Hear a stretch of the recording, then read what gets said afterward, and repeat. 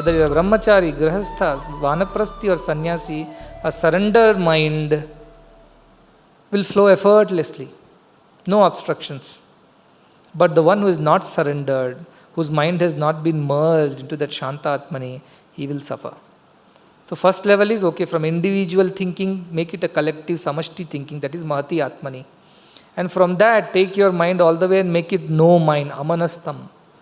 No mind. It means there is no thinking on your part. It should flow effortlessly. It should move effortlessly. Your life should go on effortlessly. Then you are truly a ati ashramin. So this is the idea of mrutyoha samrutyum gacchati ya iha nanayava pashyati. Simply suffers without a reason. That person who doesn't understand this truth suffers without a reason. That I have story of this lion. A lion in the jungle, very lazy old lion, doesn't do any work, wants everything to come to him. That is why I say, Shudras are who? They want to do little work and get lot of reward for that. Shudra buddhi. Shudra. That means very limited, very silly, very petty buddhi. That's what I can say. What is those people do? So like this lion was sitting at home and saying, I want to be fed nicely. So he told, every day one animal has to come and surrender to me and I will eat that animal. Otherwise I will go and kill more animal than what I need. Then you people will suffer. So you people decide amongst yourself. So everybody got together and says, this is the best way. All those who were fools, they said, okay, we will go and surrender to lion. So these all started going one by one to this lion. And what this lion do? This one particular rabbit was very clever. When his turn came, he thought to himself, this way if we do, our whole forest will get over. And this fellow doesn't even move an inch from his place. What shall I do? So he thought a plan and simply waited behind a tree and finally reached the lion's den very late. So lion asked, where were you? Why did you come late? My lunch time already. He said, I was coming. I started on time and I wanted to reach before your lunch time. But on the way I saw one more lion was there. That fellow told, where are you going? I said, I am going to my lion king to get eaten up. But he said, no, I am the king of this jungle. Who is this other lion you are talking about? I said, no, we have only one king. That king is in the den there. No, I am the king, he said. So this lion got agitated. Who is this another lion who is telling he is the king? Where is he? Let me go and see. He said, come, I will show you. You kill him, otherwise he will also start eating us. All right, then both of them proceeded. He took him to a well. And in the well, what he did? He said, the lion is living inside this well. Really? And this big lion, the old lion, went and peeped into the well. And he saw his own reflection. And then he roared. And in well, the roar will be even more because of the echo. And the roar came back 10 times louder. This fellow thought, this fellow is really a lion is there inside this. And then I will kill you. And that came back, I will kill you. I am better. I am better. I am stronger. I am stronger. I am the king. I am the king. Wait, and he jumped inside. These primary nursery stories, these are. He jumped in and did what? Mrityosa, mrityum apnoti. That is what he achieved. Why? Because he thought there is another lion in the water there. And he died. So that is the idea. The one who does not realize the truth in this birth, that everything is him, comes to a terrible end. Now we will take up the next shloka, the 12th shloka. It's a very important shloka and very significant also. It says, Angushta matraha purusho madhya atmani tishtati ishano bhuta bhavyasya na tato vijugupsate etad vaitad. So we are back to that etad vaitad definitions. In between a small deviation and then we are back into the same track. So you can easily see that this composition is very different from the previous chapter composition. Must have been an addendum to the previous Upanishad, Kathopanishad, the main chapters. All right. Nevertheless, wisdom is wisdom wherever it comes from. That's why Kabir Das ji says, Jati na pucho sadhu ki, puch lijiye gyan. Don't worry about what is the caste of this sage. Find out whatever the wisdom he has. Wherever it comes from, I'm okay, as long as it is wisdom. So that is why wherever wisdom is coming from. Now here in this shloka, in this verse, Angushta matraha purusho madhya atmani tishtati. The puruṣa, who is puruṣa? The very Brahman. Puru means a place. Shaha means the one who is staying inside, in there. So because Brahman is everywhere, it's called the puruṣa. It's not to do with male and female. So, Angushta Matra Purusho. How is this Purusha? He is the size of a thumb, Angushta. Size of a thumb, it seems. And where does he live? Madhya Atmani Tishtati. In the center of one's heart, this thumb-sized Purusha lives. And that's quite a strange thought, isn't it? Because Brahman, we said, everywhere. Asino, Ruram, Rajati, Shayano, Jati, Sarvataha. We all read all these things. It stays here, yet goes there. Tadvan viha, yadamutra, tadan, all these things we have read, which is here, is there, everywhere. Now what is this new idea? That the one thumb-sized Brahman lives in the center of our selves. Atmani tishtati means in the self, it remains in the center. And what is he? He is the Ishano, he is the Lord, he is the ultimate controller, ruler of what? Of Bhuta and Bhavya, of the past and the future. As I explained yesterday, what is there in the past cannot be there in the present. What is there in the present does not happen in the future. But one thing that continues everywhere, it means what? It is more powerful than the time. Kalaya namaha, kalakalaya namaha, kalatitaya namaha, mahakalaya namaha.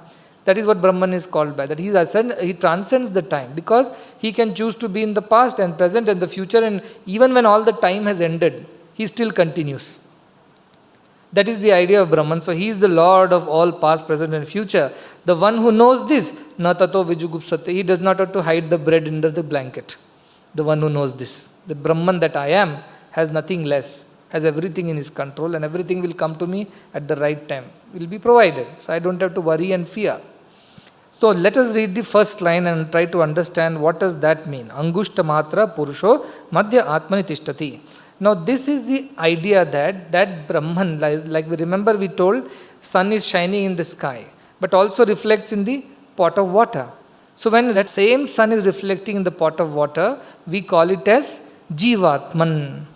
Pot is the body, water is the mind, and this reflection is the Jivatman, whose original source is where?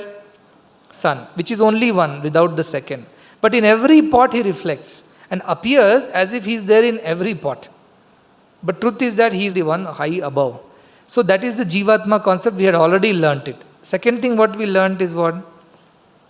Vritam pibantau sukrutasya loke, to enjoy everything within us, not one. And then we explained one is the Jivatma, other is Paramatma, which is nothing but the same. Like the lower bird goes and finds out it is the same as the upper bird, it is only imagination that it is different. And what else we read? A few stanzas before, verses before we read, Ya imam madvadam jiva, the one who knows this jiva, who is the enjoyer of everything. But how should one know? Antikat, closely one who comes to know about it, comes to know that it is Brahman only. It looks like something else, but it is Brahman only. So that Brahman, in the physical world, in the Jagrita, in the Jagat, how and where is he seated? Like, whole of the country is governed by the central government. But where is the government seated? Where is the seat of that power? In Delhi. Like that, somewhere in the whole of the India, which is governed completely by the same central government, that government sits in Delhi. Like that, in an individual, a similar imagination, where is this Brahman seated? And what is the size and shape and properties of this Brahman when he is seated in the individual body? Now, for this, we'll have to go back to Narayana Suktam. In the Narayana Suktam, it starts with Sahasra Shirasham Devam, he has got thousands of head, and Vishwaksham, his eyes are in everywhere, and Vishwashambhuvam, he does good to the entire world, and things like that. Paramam Padam and all this. So I will skip all that and go where? I will go to this part where it says, Padma kosha pratikashagum hridayam cha apyadho mukham adho nishtyavitasyante na abhyam paritishthati. Now what does it mean? Padma kosha pratika asham or hridayam cha apyadho mukham is like a Padma. Padma means lotus flower. In the Hridaya Kasha, that space in the center, Hridaya means not the lubdub heart. Not that heart which is stolen away every now and then by somebody and broken away by somebody else. That which is the space somewhere here. Because whenever we say, where are you? I am here. How do you say I? We put our hand on our chest. Somehow it is natural to put. We don't put I am here. I am here. We don't say like that. We always say I am here. Somehow we know instinctively that something is special about this space. And what is this place? Hridaya Akasha they call it. The space within the central area, the heart area. Not the heart means physical heart. Hridaya means a central area. Like the heart of the city, we say. Is it really a heart which is going, pumping blood? No. Heart of the city is only a speech, a way to say thing that is the score, that is the most important area and the center of the city. Like that in the Hridaya Akasha, the center of this being that we are, what is there? A lotus is there, Padma, lotus. And how is it? Adhomukham. It is inverted lotus. It's not like this. It is inverted lotus. Somewhere in this area it is said. We will understand this one by one. And what is that? Where is this? Adho Nishtya, below the Adam's apple. And where? Vitasyante nabhyam uparitishthati. One span above the navel. Nabhi, with one span if you take one span from Nabhi to here and take one span from your Adam's apple down, somewhere here is where this space is, where this lotus-like some space is there. It is the shape of an inverted lotus, is how it has been mentioned. And what else is there happening in that space? What is happening in that Hridaya Kasha? Jwala Mala Kulam Bhati, a very bright, effulgent space it is. It is not a dark and dull and dungeon-like space. It is shiny and bright. Jwala is Ujjvala, means very bright space. Mala Kulam Bhati, as if it is garlanded by flames, jwalas. That kind of very bright says Bhati, shines. Vishwasyayatanam Bhata. And how? It shines greater than the whole universe. Vishwasayatanam. Vishwa means everywhere it shines. Though it is shining from here, think of it as a huge strong bulb that everything else is shining in its light. That much shine. Now you should understand, is there really a bulb inside that? Is there really? No. Shining means what? Illumination. Illumination means what? In light only we get to know what is what. If light is switched off and we are in a dark room, we don't get to know. So consciousness is called as illumination. We say that consciousness means that awareness within makes us understand everything else. Just like the presence of light in a room makes us understand the objects that are present in the room. Likewise, this shines so bright means its awareness power, its consciousness power is so. His IQ level is somewhere. That's what it means. That one is here which is shining. And what happens? Santatam shilabhistu lambatya kosha sannibham. There are many koshas. Kosha means this arteries like thing. So in our thing it's called nadis. Because this is not a physical body we are talking. This is a space. It's a subtle space. In that space, a lot of nadis emerge from this and go to all directions in the body. As if light emerges and rays go in all directions. Sun's rays go in which direction? All directions. Like that, from this space, many shining rays are going out everywhere in all directions. And then what is happening? Tasyante sushiragum sukshmam tasmin sarvam pratishtitam. So tasyante, in that space which is so bright like a lotus, inverted lotus, and it is shining so brightly that rays are going in all directions. Very aware and very illumined space. What is there in that space? There is still a smaller, ante means within that. What is there? Sushiragum sukshmam, an invisible. Sukshma means very subtle thing is there. What is there? That which is everywhere. Tasmin sarvam pratishtitam. That which is hiding in that space is present everywhere, it says. Apparently it's paradoxical, but it is a poetic way of explaining. Poetry it is. What is it saying? In that bright space within your heart area, within the central area of the chest, there is an inverted shaped lotus-like space which is very bright. And from there rays are going out in all directions. Within that space, subtler than the subtlest, there is something. What is there? Tasya madhye mahānārayaṇopaniṣad vishvāchir vishvatomukha. Very shiny fire is there. Like fire, like pointed, very small fire. That is the source of all this light. Like example, if you put a bulb, you see an aura of light around it. But who is the reason? The filament is the reason for it. So think of it like a space or bright space. Within that, there is a filament which is shining even brighter. That is the source of all this light that you are experiencing. And what is it saying? Mahānārayaṇopaniṣad. Great fire it is. Great power is there in that. And Vishvatomukha is like its flames are in all directions. and its face is in all directions. So like sun's light go out in all directions from this one filament. Now filament means you will think it has some origin and electricity. No, it is self-sufficient. Self-illumining fire is there, which burns on its own. Like sun is not connected by electricity, it burns on its own. Like that, this thing burns on its own. And in all direction it burns. It sheds its light in all directions. And then it says further, so agra bhugvi bhajantishtan nahara majarak kavihi. This is a very intelligent one, this fire. And how intelligent it is? It is the first to experience and enjoy everything. Agre, bhug, vibhajat. Everything that is offered to the body and mind through Indriya's experiences, who is actually enjoying it? This one is enjoying it. This subtle fire like bright thing within you. It is enjoying everything. Ahara, it enjoys, and ajara, it only digests and assimilates everything. If this is not there, the body cannot eat, digest, see, hear, taste, smell, touch. None of these, like the electricity. Pull the plug, all the gadgets will come to a stop. So this space is so powerful. It's like the energy center. It's like the generator within, dynamo, from where all the power comes, and therefore eyes, ears, nose, everything is working. And when we die, this one leaves. Therefore, there is no energy left. So it says that one enjoys everything. And what? Tirya gurdha madashayi rashmayastasya santata. This one is hidden inside which sleeps. Shayi means it sleeps. Means it is not active as if working. As it sleeps only, it does everything. See, the paradox is that it doesn't have to engage itself in any action. Oh, it enjoys the food means it eats the food. Where is its mouth? Where is the stomach? No mouth and stomach. It's like the energy. Electricity is in a sleeping state only. The light is awakened.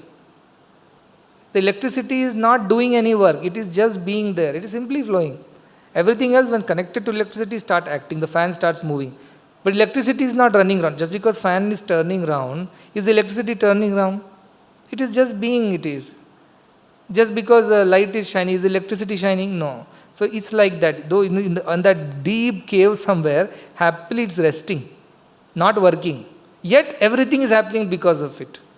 See the idea of this poetry, and it lies there. And Rashmi means it's full of photons, like bright light particles. It's composed of what? It's only composed of light and nothing else. So it is present in all that. And ajaraha, cannot be destroyed.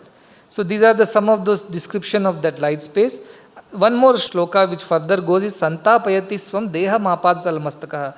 This one illumines everything from the head till the toe. Completely. And sama tapa means equally it illuminates. It doesn't say, that is an excretory organ, I will not illuminate. That is my toe, I don't like it, I won't illuminate. It has no such problems. It fully, completely energizes the entire body from the top to the toe. And equally, without any discrimination or partiality. It gives its energy and light to everything, it says. Deham apada tala mastaka. The whole body from pada and mastaka. Everything. Tasya madhye. And now within this fire also there is something. Look at this interesting. First you had a lotus-shaped space. Within that there is a fire-like thing, very subtle, like a filament. In that there are so much of light particles and is so bright, it's the one which heats up the whole body. And then within that, tasya madhye vahni shika, like a grain, size of a small grain, there is this further shining thing, which is the core of the core, it seems. Aniyordhva vyavastitaha. Aniya, it's so small, like atomic. And it is vyavastita, it is seated there. So within the lotus-shaped light area, first within our heart area or the central area, a lotus-shaped light area. In that lotus-shaped light area, very bright light like a small center filament light. In that Agni, there is a small thing, Aniyordhva. Like very, very, very small, like some kind of an atomic shape. That one is there, which is the true source of everything. And then what is happening? How is it? Nilato yada madhyastha vidyullekeva bhasvara. Like in between dark clouds, suddenly a flashing of light happens. That powerful it is. In a dark night you see, when suddenly a lightning flashes, everything looks like day, at least for that fraction of a second. How much power in that lightning? Almost equivalent to sun. It makes everything look so real and bright. So that much power it has. It is way of explaining. And Nivara Shuka Vattanvi Pita Bha Swatyanupama. And what is its color? Yellow color it seems. And it is Nivaratuka, like wild rice is grain, very thin, not even grain, the tip of that grain. Take a rice and take the tip of that rice, how small it is. That tip of the rice sized power is this. And it is yellow in color because naturally it's Hiranyagarbha, the golden color. So yellow in color it has been described. And it is shines and dazzles. So think of the description. In the space of central area, there is this bright lotus, inverted lotus shape. In that bright shape, there is an Agni. In that Agni, there is something even brighter, which is like the tip of the rice grain, not even a rice grain, the tip of the rice grain, it says. In that right tip of the rice grain is a great effulgent power, which brightens up everything. And tasyaya shikhaya madhye, in the center of that tip of the grain size light, Paramatma vyavastitaha, Paramatma is staying, is said. So Angushta Matro is also not true. Now from Angushta we have gone down to the tip of the grain. In that center stays Paramatma. Is Anoraniyan, that concept. Subtler than the subtlest that Paramatma is. And he only is Sa Brahma, Sa Shiva, Sa Hari, Sendra, Sokshara, Paramat Swarat. He alone is Brahma, Shiva and Hari and Vishnu, whichever name you call him by. Though it is Narayana Suktam, he has no problem calling him as Shiva and Brahma. So this is the description of the presence of Brahman within one's own self, that how within ourselves, where is the Brahman seated? Like where is the government seated in Delhi? In Delhi, the most powerful person is the Prime Minister. Where is he seated? In his office. So think like that. There is a whole of this country called the body, then Delhi is the Hridaya Kasha. In Delhi, there is this parliament.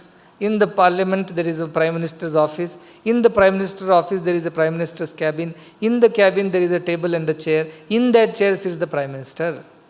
That is how Brahman is seated within our heart, the space of the heart, which is like a lotus. In the lotus, there is one further space, which is the fire of a shape of whatever the grain. In that grain shape, there is one tip of the grain, which is the original source of all the energy and fire. In the center of the tip stays Parabrahman, Anoraniyan, Mahato Mahiyan. At the same time, he shines all around, everywhere.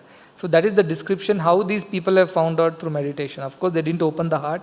Even if you open the heart, you will not find this grain and all that. In the subtle, see, we are not just Annamaya Kosha. We are a Pranamaya Kosha, Manomaya Kosha, Vijnanamaya Kosha, Anandamaya Kosha.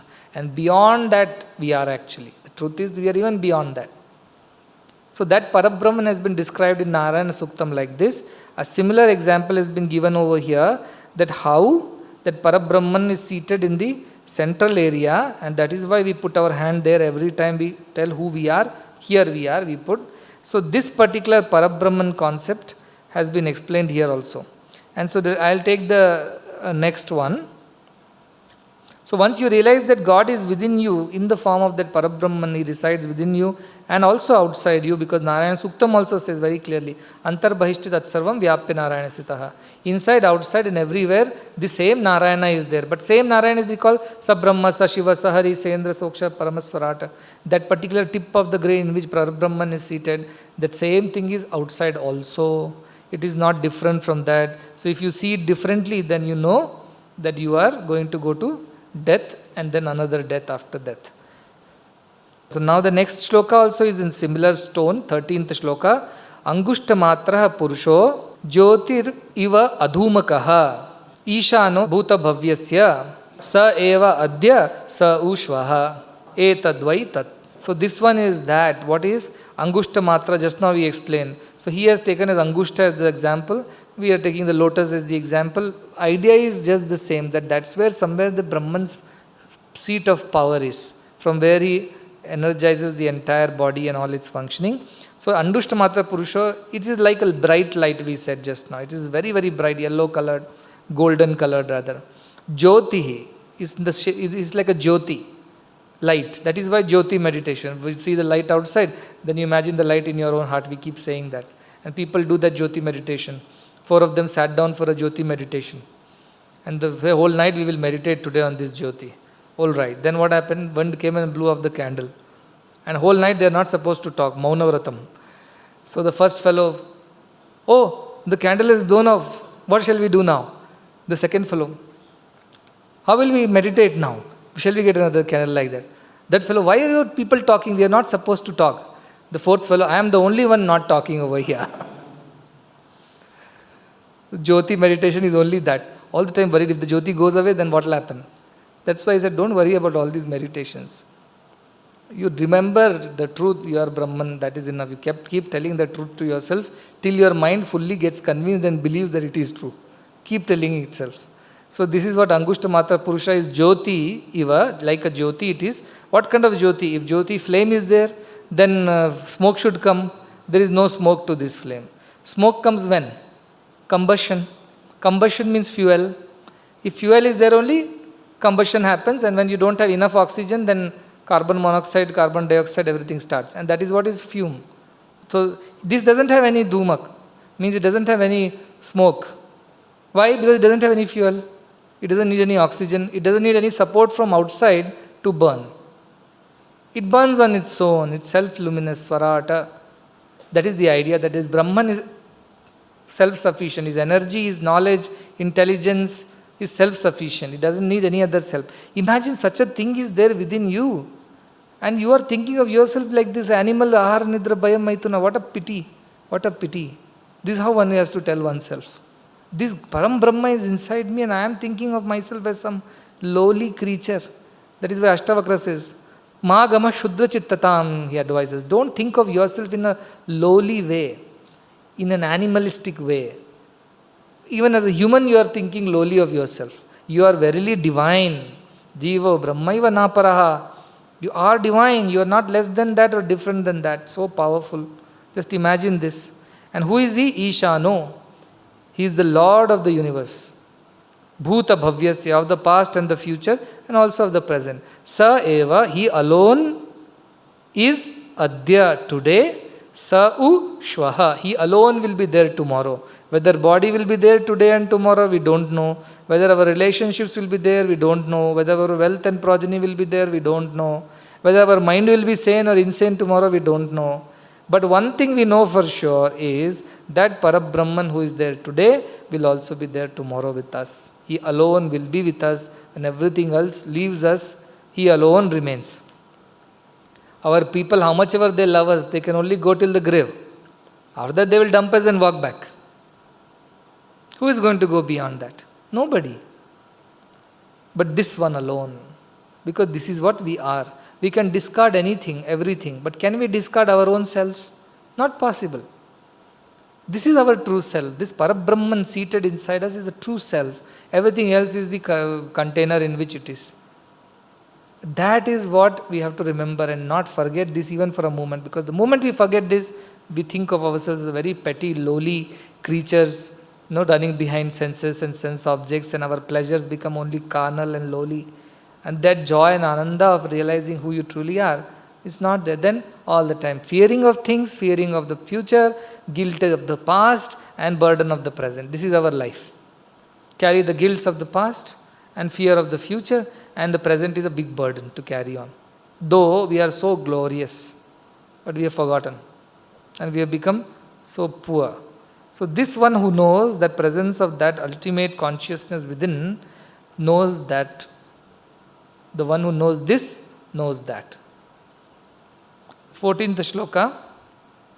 Yatha udakam durge vrishtam parvateshu vidhavati evam dharman prathak pashyam tan eva anuvidhavati.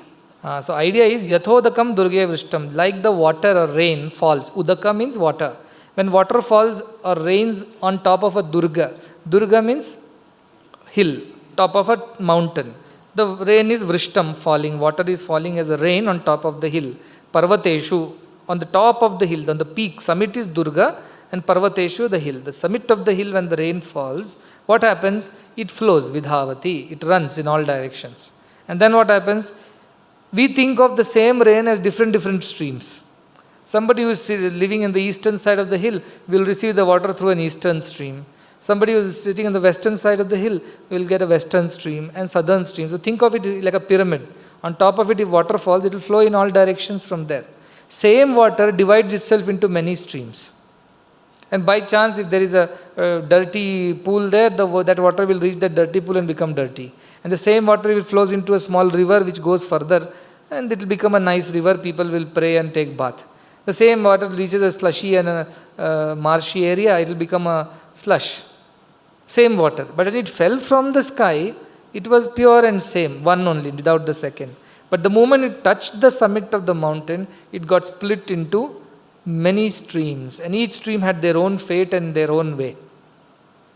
Likewise, evam dharman prathak pashyan, the one who sees this dharma here does not mean religion.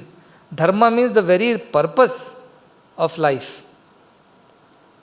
That purpose, that very knowledge, which is the true knowledge, the one who sees is prathak, different. This is different, that is different, this is different, that is different. Pashyan tan eva anuvidhavati. In the same way as the water runs in different directions from the same hill, such a person who sees the same dharma, atma dharma, as different things, that person also runs like this in different ways. You understand, based on his own perception of this dharma, that person's life is accordingly led. So somebody who is a pure mind, he will see the oneness and he has no problem. In the Chandala, in the Brahmana, in the Kshatriya, in the Vaishya, everybody is the same Brahman. He has no problem.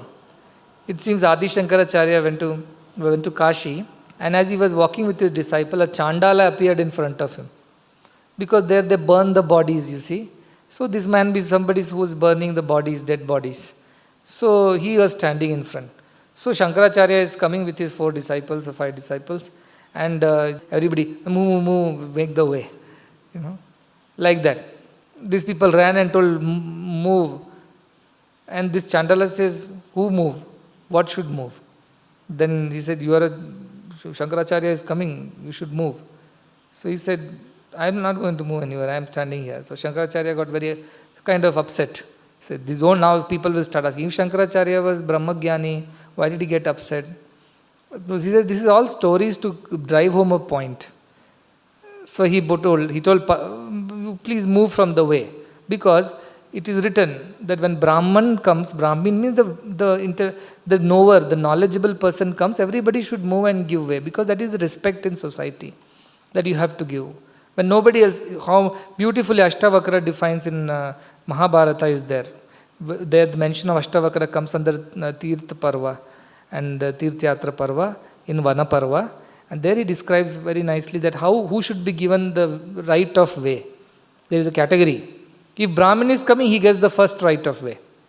Otherwise, pregnant woman gets like this. Somebody who is carrying burden on his head, he should get right of way. So like that there is a hierarchy. See, so much of intelligence in our daily conduct.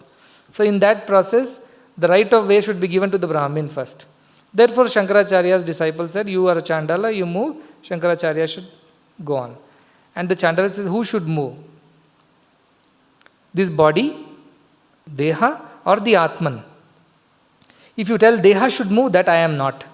If Atman should move, it is everywhere. Who should move? He says. And then Shankaracharya understood this fellow is Brahmagyani. And that was Shiva himself.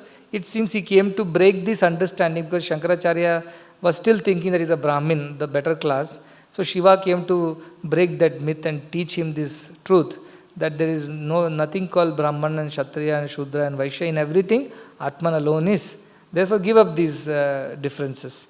So that is the idea. So, but what happens? We see the external bodies and what are the professions they are engaged in and what is their demeanor and disposition. And accordingly, we think they are all different. And we behave with everything in a different way. Including with our own selves, we behave differently. See, how should we behave? In a divine way, because that is what we are. But then we think we are the body and the mind, which is studying in this class and doing this work. So accordingly, we start behaving. And we start behaving with everybody else according to whatever we perceive of them. Though the rain which fell on the mountain was one and the same, because it split into several streams, now it appears to have taken different ways. Similarly, this dharman prathak pashyan, the one who sees this everybody's Atman but he doesn't understand and sees everybody as bodies and mind, it's like the splitting of the rainwater into many streams. And then the fight begins. My stream, I am Ganga is better than Yamuna, is better than Saraswati, is better than Godavari and Kaveri, and the fights begin. Without realizing that we all came from the same source, We are the same thing. We are all made of the same water. All rivers are made of water only. Everything has H2O in this. Nothing else. And when it goes back to the ocean also, it will be H2O only. And will come back again as vapors and condenses clouds and fall back on top of the mountains. It will be H2O only. But in between it's called Ganga, Yamuna, Saraswati, Godavari, whatever names you give them. That is where fights begin. That is where the differences come. So it is as foolish to see differences in the world as thinking, no, this stream is of different water, that stream is of different water. This is how we have got caught into this Dvaita Bhava. So that is why it is said, thus one whose mind has merged in God, Dvaitam na upalabhyate. For him duality is not possible to see duality. Who is the other, he'll ask. Do you see the other? Who is the other here? There is no other. I alone am. In everything, in everyone. Who is the other? So that idea completes now in the last shloka of this Kathopanishad, this Valli. It says, Yathodakam shuddhe shuddhamasiktam tadrugeva bhavati evam muner vijanata atma bhavati gautama. Yatha, again, as udakam, water, which is shuddha, which is pure, without any dirt. Suppose the rainwater falls in a charandi, it becomes dirty water. And then it falls in a slushy tank, it becomes slush. It falls in a pure Ganga, it becomes Ganga. But original water is pure before it touches the surface. So that water which has not yet touched the surface of differences, that water is pure. If that pure water is mixed in pure water, in this cup also I have same pure water, in that cup also I have same pure water. If I mix both, what happens? Both become alike. Tadrugeva bhavati. This water becomes like that water. There is no difference. Can you separate? This water came from this tumbler and that water came from that tumbler. You cannot. See, when we do Shiva Abhishekam during Rudra Abhishekas, they get water from all rivers. And they place the kalashas and do kalasha puja. At the end of it, when you pour all the water on Shiva, can you make out which water came from which river? No, we should test in our lab and find out. That is external testing. This has certain minerals and that is little salt is more. But truth is what all are H2O. If you go deeply and forget H2O, break them further, then hydrogen and oxygen, break them further, electrons and protons, break them further, space.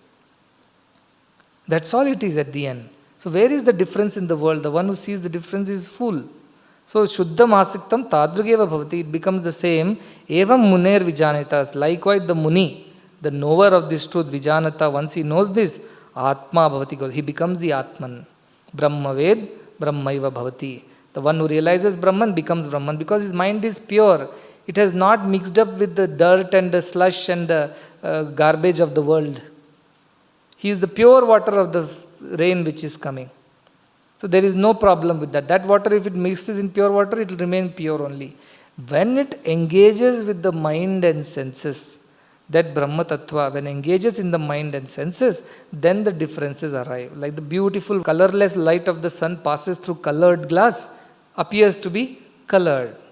In the same way, that Vishuddha Atma that you truly are, Chaitanya Shakti that you truly are, Angushta Matra, whichever, that one, when it engages with the body, mind, all these dharmas emerge. That's why Krishna says what? Sarva dharman parityajya, mamekam sharanam vraja, aham tvam sarva papebhyo mokshayishyami mashucha. What he says? Sarva dharman parityajya. Now people say, so should we resign tomorrow? Should we stop studying? That is not the idea. The idea of dharma is that I am the doer, I am the enjoyer, I am this, I am that, this is my duty, that is my responsibility. All these things which we have taken upon our body and mind, thinking we are the body and mind, those dharmas you give up, he says. That sense of doership, that sense of ownership, the sense of enjoyership, give up.